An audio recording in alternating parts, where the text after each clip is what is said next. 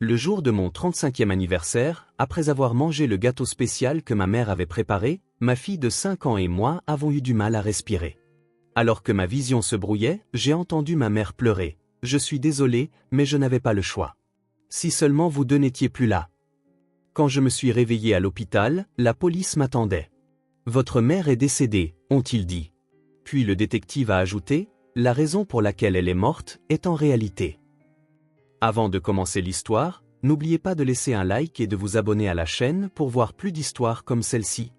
Je me suis effondré sur le sol. Je ne pouvais plus respirer. Ma fille tremblait à côté de moi, et ma mère pleurait en murmurant « Je suis désolé. Si seulement vous pouviez disparaître toutes les deux. » C'était le jour de mon 35e anniversaire. Ce matin-là avait commencé comme n'importe quel dimanche d'automne. La douce lumière du soleil qui filtrait par la fenêtre de l'appartement dessinait de chaudes bandes lumineuses sur le tapis du salon. Je suis comptable. Mes journées passées à manipuler les chiffres exigent de la précision, mais cela me convient parfaitement. Dans la vie, il y a des choses que l'on peut prévoir et d'autres que l'on ne peut pas. J'ai toujours choisi les premières. « Maman, on va chez mamie ?» a demandé joyeusement ma fille de 5 ans, Lily. Elle a attrapé le PN de ma jupe de sa petite main, me regardant avec des yeux pétillants d'impatience. Lily adorait ma mère. Chaque dimanche, nous rendions visite à ma mère, c'était notre routine. En conduisant sur Oak Street, je pensais à ma mère, Margaret. Depuis la mort de mon père il y a 5 ans, elle vivait seule. Dernièrement, elle oubliait les choses plus souvent. Le mois dernier, le médecin lui a diagnostiqué une démence légère. Elle semblait refuser d'accepter cette réalité. Moi non plus, je ne voulais pas admettre que ma mère vieillissait. Sa maison se trouve dans un quartier résidentiel calme. C'est une petite maison aux murs blancs et à la porte verte. Le jardin, où mon père s'occupait de la pelouse chaque week-end de son vivant, est toujours magnifiquement entretenu. J'ai engagé une société de gestion pour s'en occuper, car c'était devenu trop difficile pour ma mère de le faire seule. Quand j'ai sonné, ma mère nous a accueillis avec un sourire. « Grace, joyeux anniversaire. » Lily est venue aussi. Sa voix était enjouée, mais elle avait l'air fatiguée. De légères cernes assombrissaient ses yeux. Ne dormait-elle pas bien? Une douce odeur emplissait la cuisine. Ma mère avait préparé mon gâteau au chocolat préféré. Sur le comptoir se trouvait un gâteau soigneusement emballé. C'était sa spécialité. Quand j'étais enfant, elle me faisait toujours ce gâteau pour mon anniversaire. Cette tradition perdure encore aujourd'hui. C'est mon gâteau spécial. J'ai travaillé dur pour le faire cette année aussi, a dit ma mère. Mais sa voix semblait manquer de son assurance habituelle. Ses mains tremblaient légèrement. Aujourd'hui, plus que d'habitude, elle ne cessait de mettre et retirer ses mains des poches de son tablier. « Est-ce que Ruth ne vient pas ?» ai-je demandé. Ma sœur Ruth ne travaillait pas en ce moment, et j'avais entendu dire qu'elle traînait souvent chez ma mère ces derniers temps. Ma mère avait toujours pris le parti de Ruth. Quand je lui faisais une remarque sévère, elle la défendait. Les relations entre sœurs sont compliquées, surtout une fois adultes. Ruth a dit qu'elle avait quelque chose à faire, a répondu ma mère. Quelque chose dans ses paroles me dérangeait. Son regard a semblé se détourner un instant, mais je n'ai pas insisté. En fait, je pensais que je pourrais passer plus de temps avec ma mère sans Ruth. Quand nous sommes passés au salon, ma mère s'est assise sur le canapé, visiblement tendue. D'habitude, elle était plus détendue, mais aujourd'hui, elle était assise le dos droit, les mains jointes sur ses genoux. Elle n'arrêtait pas de regarder l'horloge, comme si elle attendait quelque chose. « Ça va, maman ?» ai-je demandé. Elle a forcé un sourire, mais il était maladroit. « Oui, je vais bien. Juste un peu fatiguée. Quand on vieillit, même faire un simple gâteau demande beaucoup d'efforts. » Ses paroles étaient convaincantes. Je m'inquiétais pour sa santé, mais je n'ai pas cherché plus loin. Lorsque Lily a supplié « Mamie, je veux manger du gâteau », ma mère s'est levée et s'est dirigée vers la cuisine. « Oui, mangeons-le. » En la regardant s'éloigner, j'ai ressenti un léger malaise, sans encore en connaître la cause. Ma mère a apporté la boîte à gâteaux et l'a posée sur la table. Ses mains tremblaient en l'ouvrant. « Grace, tu es une bonne fille », a-t-elle dit soudainement. « Merci pour tout. » Ces mots sonnaient comme un adieu. « Maman, qu'est-ce qui ne va pas ?» ai-je demandé. Elle a secoué la tête. « Ce n'est rien. Je voulais juste le dire. » Elle a pris le couteau et a commencé à couper le gâteau. Elle a placé les assiettes devant Lily et moi, puis a pris sa propre part en dernier. « Maintenant, mangeons », a-t-elle dit. Le gâteau était délicieux. Le gâteau au chocolat de ma mère était toujours parfait, une génoise moelleuse avec une riche crème au chocolat. Les yeux de Lily brillaient tandis qu'elle portait de petites bouchées à sa bouche. « C'est délicieux, mamie » a dit ma fille. Ma mère a souri, mais son sourire était teinté de tristesse. J'ai pris une bouchée à mon tour. Au cœur de la douceur, il y avait une légère amertume. Le goût était un peu différent de d'habitude, mais c'était le gâteau fait maison de ma mère. Peut-être qu'avec l'âge, elle s'était légèrement trompée dans la recette. C'est ce que j'ai pensé, et j'ai continué à manger sans m'inquiéter. Ma mère mangeait aussi le gâteau dans son assiette. La main qui tenait la fourchette tremblait. Une bouchée, 2 bouchées. Son expression se raidissait. « C'est délicieux », a-t-elle dit, mais sa voix n'avait aucune force. Elle buvait de l'eau à plusieurs reprises. Avait-elle soif? L'horloge du salon indiquait 14 heures. Dehors, le vent d'automne faisait danser les arbres. Un dimanche après-midi paisible. Un moment ordinaire où rien ne devrait arriver. C'est ce que je croyais. 5 minutes plus tard, Lily a soudainement laissé tomber sa fourchette. « Maman » a-t-elle dit d'une petite voix, « je ne me sens pas bien. » Le visage de Lily était devenu pâle. Je me suis précipité à ses côtés, paniqué. « Qu'est-ce qui ne va pas, Lily ?» J'ai posé ma main sur son front. Pas de fièvre, mais sa respiration était superficielle. À cet instant, j'ai moi aussi senti que quelque chose n'allait pas. Une sensation comme si ma poitrine était compressée. Je ne pouvais plus respirer correctement. Mon cœur battait à tout rompre. J'avais des vertiges. Qu'est-ce que c'était? Une intoxication alimentaire? Non, c'était autre chose. J'ai essayé de parler, mais aucun son n'est sorti. Quand j'ai regardé ma mère, elle avait glissé du canapé sur le sol. Son visage était cendré, ses lèvres devenaient violettes. Ses yeux me fixaient. Dans ce regard se mêlaient la peur et le regret. Une ambulance, ai-je pensé désespérément. Où est mon téléphone? Sur la table.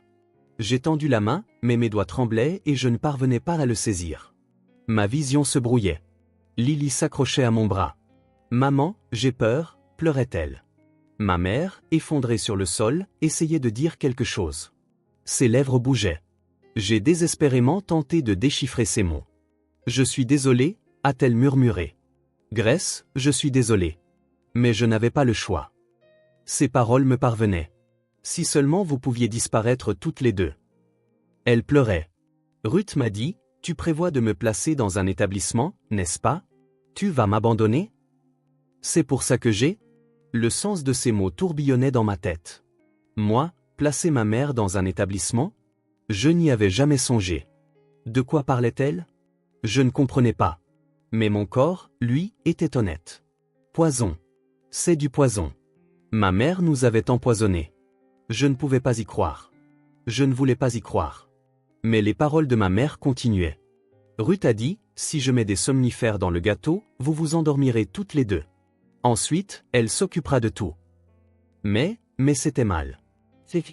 La voix de ma mère s'est éteinte. Son corps était pris de convulsions. Ma conscience s'estompait aussi. Les pleurs de Lily devenaient lointains. Non, je ne peux pas m'effondrer ici. Je dois protéger ma fille. Mais mon corps ne bougeait plus. À ce moment, j'ai entendu la porte d'entrée s'ouvrir. Grace, criait quelqu'un. C'était notre voisine, Madame Chen. Elle avait dû remarquer que quelque chose n'allait pas par la fenêtre. Madame Chen était une ancienne infirmière. Elle s'est précipitée dans la pièce. « Mon Dieu, que s'est-il passé ?» a-t-elle crié. J'ai désespérément tendu la main. J'ai essayé de dire « gâteau, poison ». Mais les mots ne sortaient pas. Madame Chen a immédiatement sorti son téléphone portable. Sa voix s'éloignait. Ma conscience s'évanouissait. La dernière chose que j'ai vue, c'est la silhouette de ma mère effondrée sur le sol. Sa main était tendue vers moi.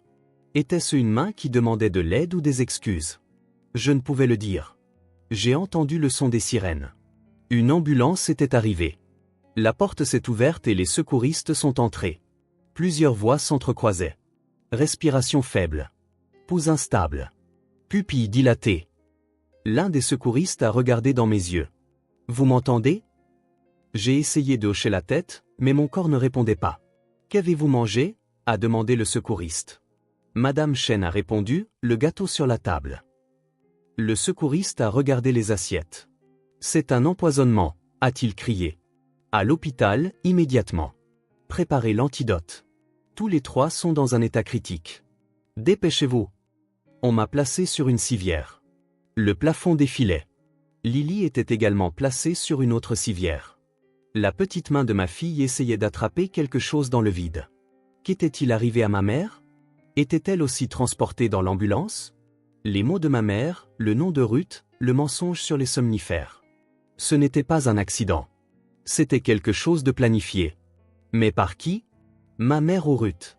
On m'a mis un masque à oxygène sur le visage et la respiration est devenue un peu plus facile. Le secouriste m'a planté une aiguille dans le bras. C'est l'antidote. Tenez bon, a-t-il dit. Je luttais désespérément pour rester en vie, pour Lily, pour connaître la vérité. Nous sommes arrivés à l'hôpital.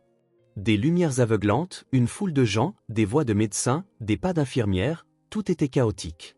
J'essayais de rester consciente, mais l'obscurité m'attirait. La dernière chose que j'ai entendue, c'est la voix d'un médecin. Cette patiente pourrait survivre, mais la femme âgée. Les mots du médecin se sont interrompus. Je suis tombé dans les ténèbres. Qu'est-il arrivé à ma mère? Lily était-elle en sécurité? Et où était Ruth maintenant? Avant de perdre complètement connaissance, j'ai compris une chose. C'était une tentative de meurtre. Et les cibles, c'était moi et Lily. Ma mère avait-elle été utilisée comme un instrument ou était-elle complice? La vérité était encore dans l'ombre. Je ne sais pas combien de temps il a fallu pour sortir de l'obscurité. Quand j'ai ouvert les yeux, j'ai vu un plafond blanc. L'odeur de l'hôpital, ce mélange distinctif de désinfectants et de médicaments. Des tubes étaient connectés à tout mon corps. Ma gorge était sèche. Grace, vous êtes réveillée. Une jeune infirmière se tenait à côté de moi. Ne vous inquiétez pas, vous avez survécu. Votre fille est également saine et sauve. À ces mots, j'ai poussé un soupir de soulagement. Lily était en sécurité. Cela seul suffisait. Mais l'instant d'après, la terreur m'a frappé. Ma mère, Margaret. J'ai essayé de parler, mais ma gorge me faisait mal et je ne pouvais pas former de mots. L'infirmière a semblé deviner. Pour votre mère? L'inspecteur vous expliquera. Reposez-vous maintenant. Inspecteur. Ce mot disait tout. Ma mère n'était plus en vie. J'ai fermé les yeux. Les larmes ont débordé. Ma mère était morte. Elle avait essayé de nous tuer, puis elle était morte elle-même. Cela ne semblait pas réel. J'aurais voulu que ce soit un cauchemar. Quelques heures plus tard, on m'a transféré dans une autre chambre. Lily dormait dans le lit juste à côté du mien. En regardant son visage endormi, mon cœur s'est un peu apaisé. Ma fille était en vie. C'était mon seul salut. On a frappé à la porte. L'homme qui est entré avait la cinquantaine. Il portait un costume et m'a montré son insigne. Je suis l'inspecteur Harris. Puis-je vous parler? Son expression était sévère, mais ses yeux témoignaient de la sympathie.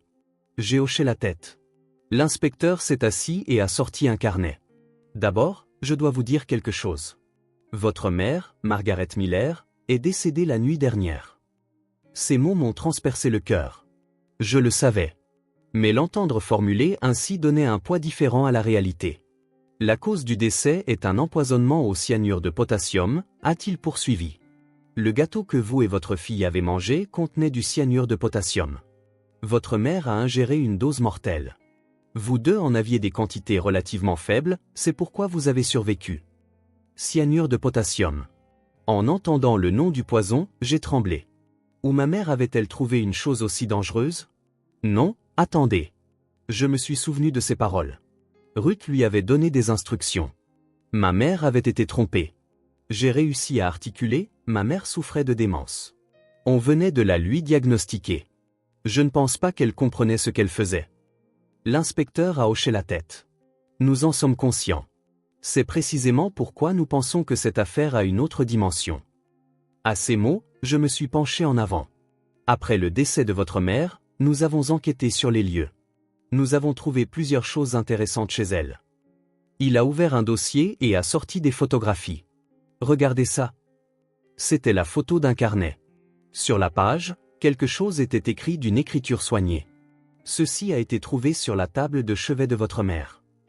J'ai fixé la photo. Les mots qui y étaient écrits m'ont glacé le sang. Grace essaie de mettre maman dans un établissement. Grace ne veut que l'héritage. C'est mon devoir de protéger maman. Faire en sorte que maman se méfie de sa sœur. Sous prétexte de somnifères, utilisez une certaine méthode. C'était l'écriture de Ruth. L'écriture de ma sœur.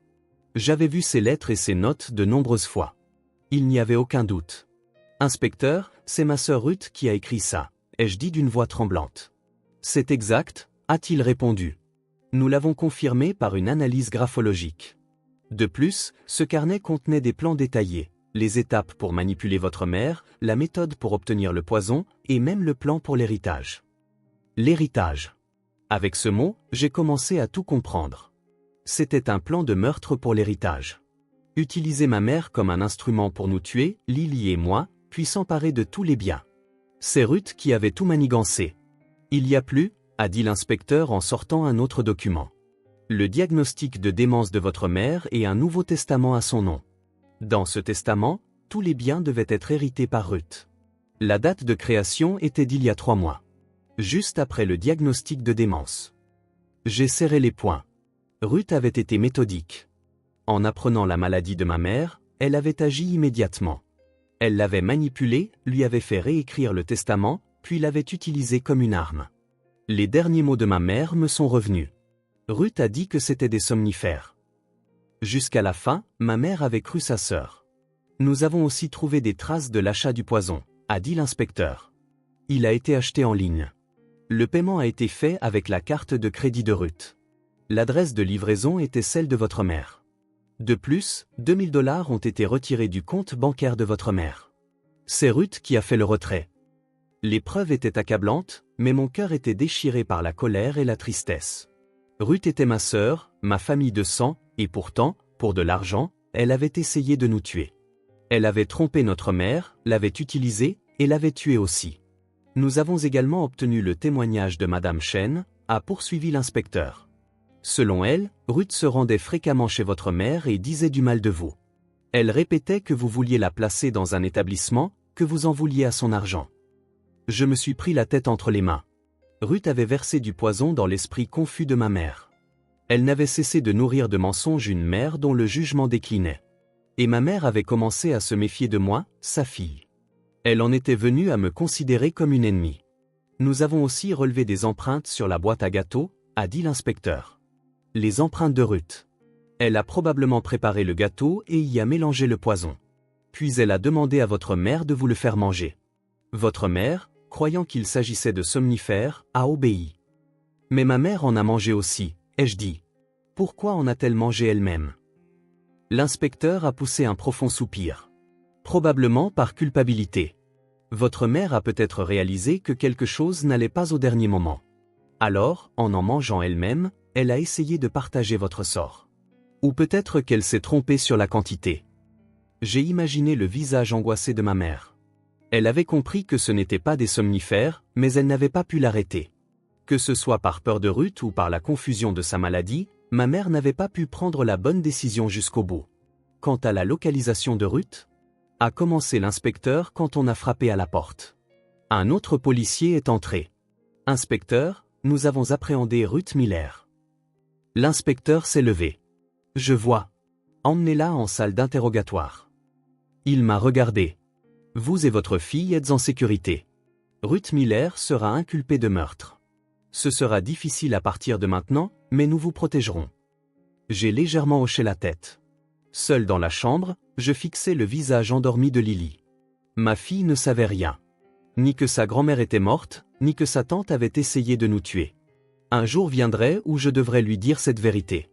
Mais pour l'instant, je ne pensais qu'à la protéger. Dehors, le soleil se couchait. Mon anniversaire se terminait ainsi. J'avais perdu ma mère, j'avais été trahi par ma sœur, mais j'avais survécu avec ma fille. 3 jours plus tard, je suis sorti de l'hôpital. Lily devait rester en observation 2 jours de plus. Assise à son chevet, tenant sa petite main, je pensais à l'avenir. L'inspecteur Harris m'a contacté, disant qu'une découverte importante avait été faite. Il est venu dans la salle de réunion de l'hôpital. Nous nous sommes assis face à face. Son expression était encore plus grave que la dernière fois. Grace, nous avons trouvé de nouvelles preuves. La situation est bien plus sérieuse que nous le pensions. Il a ouvert un dossier. Nous avons examiné les relevés bancaires de votre mère. Au cours de la dernière année, 150 000 $ ont été retirés illégalement par Ruth. La signature de votre mère y figure, mais selon l'analyse graphologique, au moins la moitié sont des faux. 150 000 $. J'étais sans voix. Ruth avait volé autant d'argent à ma mère. Avec sa démence, l'avait-elle remarqué? Ou même si elle l'avait fait, avait-elle voulu croire en sa fille? Il y a plus, a dit l'inspecteur en sortant un autre document. Une police d'assurance vie au nom de votre mère, de 500 000 $. Le bénéficiaire a été changé pour Ruth il y a 3 mois. Cette signature est également suspectée d'être un faux. Lorsque nous avons vérifié auprès de la compagnie d'assurance, c'est Ruth qui s'est occupée de toutes les démarches. 500 000 $. Combiné à l'héritage, le montant que Ruth visait était énorme. La maison valait 800 000 $, les économies de ma mère 600 000 $, des actions pour 400 000 $. En ajoutant l'assurance vie et l'argent retiré illégalement, le total dépassait 2 300 000 $. Nous avons aussi saisi le téléphone portable de Ruth, a poursuivi l'inspecteur. Il contenait de nombreux messages de créanciers. Une dette totale de 400 000 $ due au jeu. L'échéance de paiement était cette semaine. Tout s'emboîtait. Ruth était acculée. Incapable de rembourser ses dettes de jeu. Elle a donc visé les biens de ma mère, mais ne pouvait pas les obtenir de son vivant. Elle a donc planifié un meurtre. Et moi et Lily étions aussi sur son chemin. Avec moins d'héritiers, tout lui reviendrait. Voici le plan de Ruth, a continué l'inspecteur. Faire en sorte que votre mère utilise le poison pour vous tuer, vous et votre fille. Votre mère se fait arrêter pour tentative de meurtre avec démence, sa responsabilité pénale est remise en question et elle est internée. Ruth devient alors la tutrice et peut gérer tous les biens. De plus, lorsque votre mère décédera, elle touchera plus de 2,3 millions de $ avec l'héritage et l'assurance. C'était un plan parfait pour Ruth. Mais il y a eu une erreur de calcul. Ma mère a ingéré une dose mortelle. Avec sa mort, le plan s'est effondré. Toutes les preuves sont devenues claires. Ruth est actuellement en détention, a dit l'inspecteur. Elle sera inculpée de meurtre, tentative de meurtre, fraude et falsification de documents. Par le biais de son avocat, elle prétend que votre mère a agi seule, mais toutes les preuves l'accusent. Je veux voir Ruth, ai-je dit. Je veux entendre directement pourquoi elle a fait une chose pareille. L'inspecteur a secoué la tête. Pas maintenant. L'enquête est en cours, mais vous vous ferez face au tribunal. Cet après-midi-là, Madame Chen est venue à l'hôpital. Elle a apporté un bouquet de fleurs et s'est assise au chevet de Lily. Grace, tu es une femme forte. Même après une telle épreuve, tu restes debout pour ta fille. Elle m'a serré la main. Pour ta mère, si seulement j'avais remarqué plus tôt. Les larmes lui sont montées aux yeux. Je savais un peu ce que Ruth disait à ta mère, mais je n'aurais jamais imaginé que ça irait aussi loin. Qu'avez-vous entendu? Ai-je demandé. Madame Chen a soupiré profondément. Un jour, la fenêtre était ouverte et j'ai entendu la voix de Ruth. Elle disait, Grace prévoit de te mettre dans un établissement. Tu es une gêne. Ta mère pleurait, mais j'ai pensé que c'était une affaire de famille et je ne me suis pas immiscé. Je ne pouvais pas lui en vouloir. Qui aurait pu imaginer qu'une fille manipulerait sa propre mère pour en faire un outil de meurtre? Mais son témoignage serait important au procès. 2 semaines plus tard, j'ai rencontré une avocate. En plus du procès pénal contre Ruth, j'avais l'intention d'intenter une action civile pour exiger la restitution des 150 000 $, l'annulation du testament falsifié et tous les dommages et intérêts. L'avocate était une femme d'âge mûr à l'air expérimenté.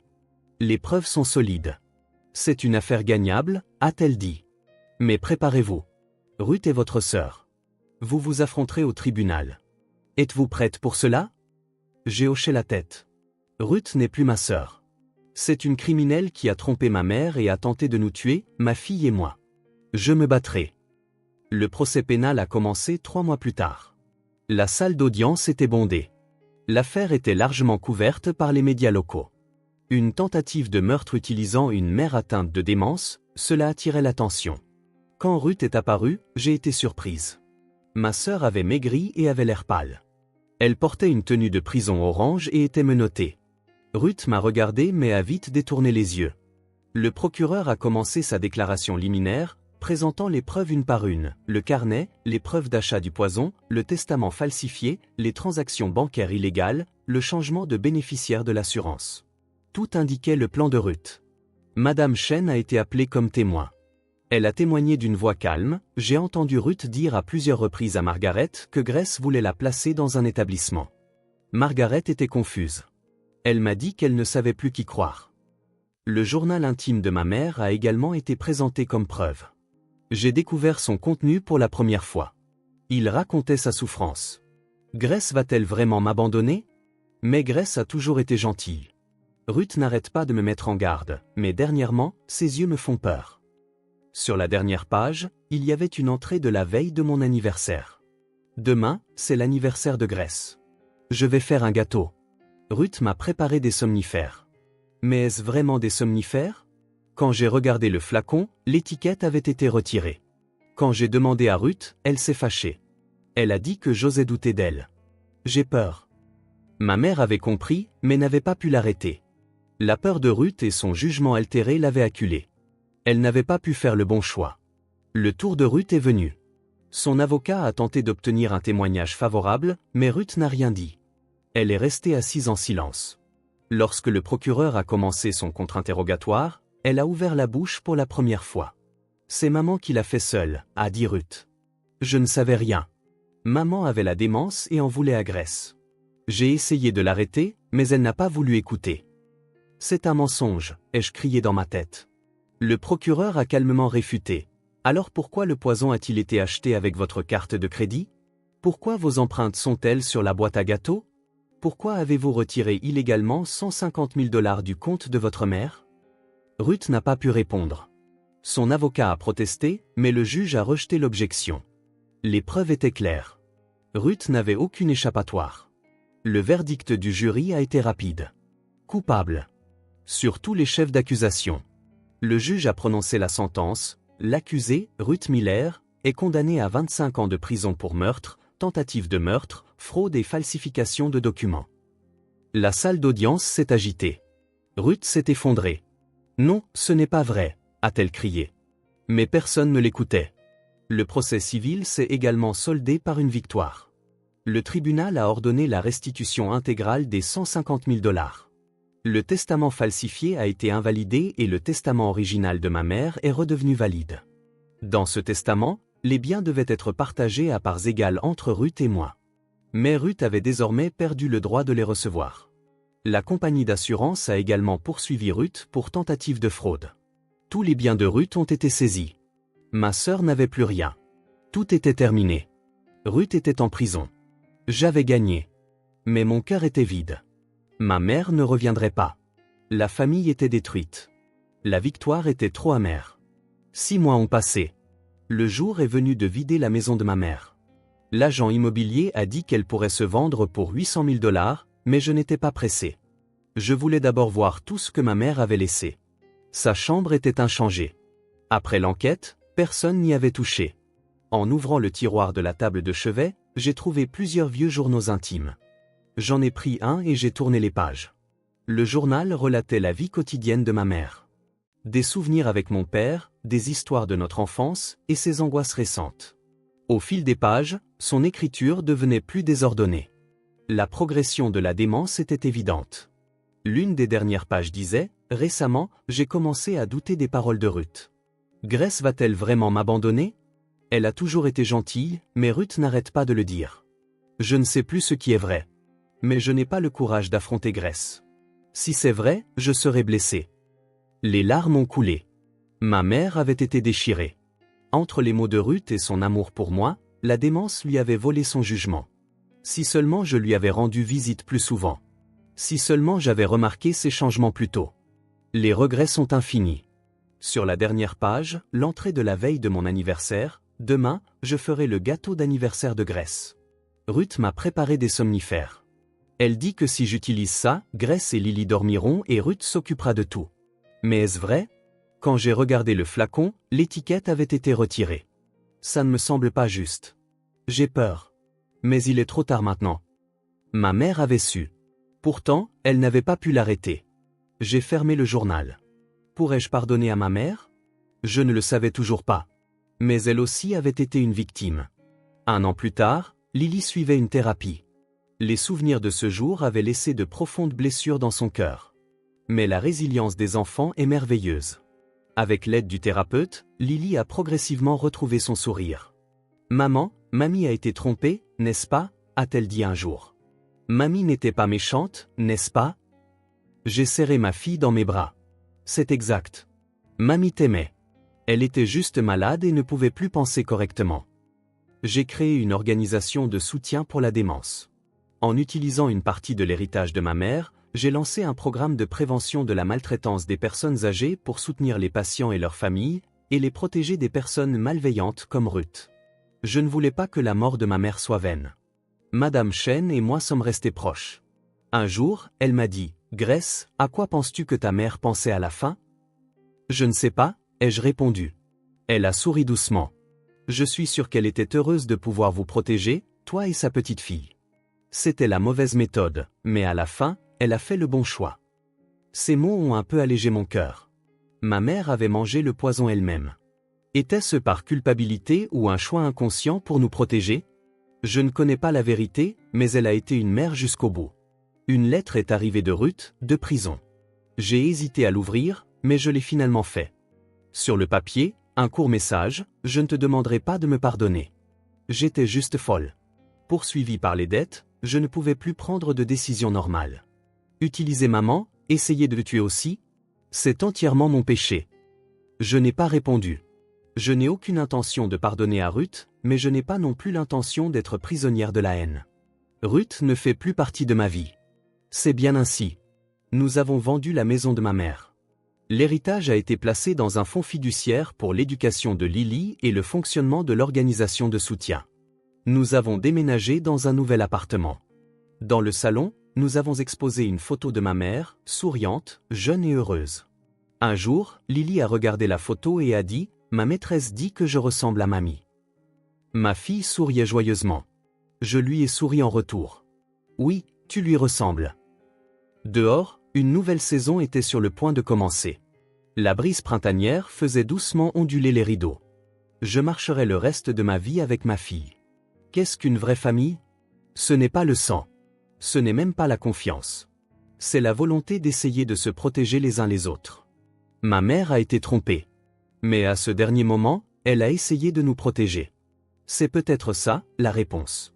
Je continuerai à vivre, tourné vers l'avenir, avec le souvenir de ma mère, pour le futur de ma fille. Et pour qu'une telle tragédie ne se reproduise plus jamais. Car c'est ma mission de survivante.